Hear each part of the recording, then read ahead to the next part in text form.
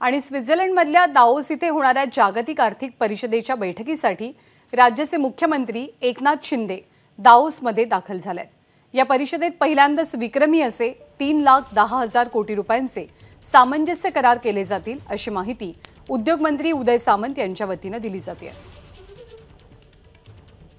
मेरे ख्याल से मेरा दावा है कि आज तक का सबसे बड़ा इन्वेस्टमेंट वो दावोस से यहाँ लाएंगे और जो उनका एक ड्रीम था, यहाँ उद्योजक आने चाहिए, इंडस्ट्रियलिस्ट आने चाहिए, देवेंद्र जी का ड्रीम था, अजीत दादा का ड्रीम था, वो हम ये दावोस के पूरे एग्जीबिशन में वर्ल्ड इकोनॉमिक फोरम में फाइनल करेंगे।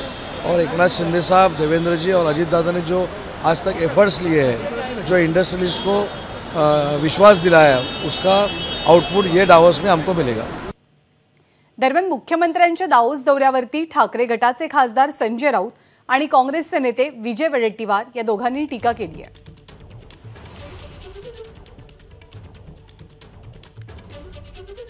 50-55 जणांचा ताफा घेऊन गेल्या सरकारी पैशानं। बरं का, कोणाची गरज आहे कोणाची गरज नाही, पण एक पिकनिक सहल काढलेली आहे परदेशात सरकारी पैशानं। PA OSD आजी माजी खासदार, तिजोरीची लूट आहे, तिजोरीची लूट आहे। तिथे गौतम अडाणी भेटणार आहेत, गौतम अडाणी इथे भेटू शकतात हो, असं मी आज वाचलं। पण दावोसला ज्या प्रकारे हा इतका मोठा लवाजमा घेऊन राज्याचे मुख्यमंत्री गेले आहेत जा, पण मुंबईतून जो रोजगार मुंबईतून गुजरातला गेलाय तो आधी इथे घेऊन या, मग दावोसवरून आणा। महाराष्ट्र बघेल खोदा पहाड निखला चुवा, मागच्या वेळेस तसंच झालं।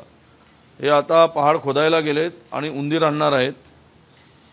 ज्याचं नेटवर्थ 5 कोटीचं नाही त्याच्या नावाने हजारो कोटीची गुंतवणूक मागच्या वेळेस दावोसमध्ये दाखवली। ज्या फॉरेन कंपन्या दाखवल्या होत्या त्या इंडियन कंपन्या निघाल्या। ही जगलरी कशासाठी, ही बनवाबनवी कशासाठी, हा बोगसगिरी कशासाठी? महाराष्ट्राच्या जनतेला मूर्ख समजून अशा प्रकारे जर या लोकांनी सरकार वागत असेल, चालत असेल आणि हे वराड घेऊन गेलं असेल, सरकारच्या तिजोरीवर डल्ला मारून सरकारच्या तिजोरीला लुटून खर्च करून दावोसची वारी पर्यटन करत असतील तर हे महाराष्ट्राचं दुर्दैव आहे असं मी मानतो। ABP माझा, उघडा डोळे बघा नीट।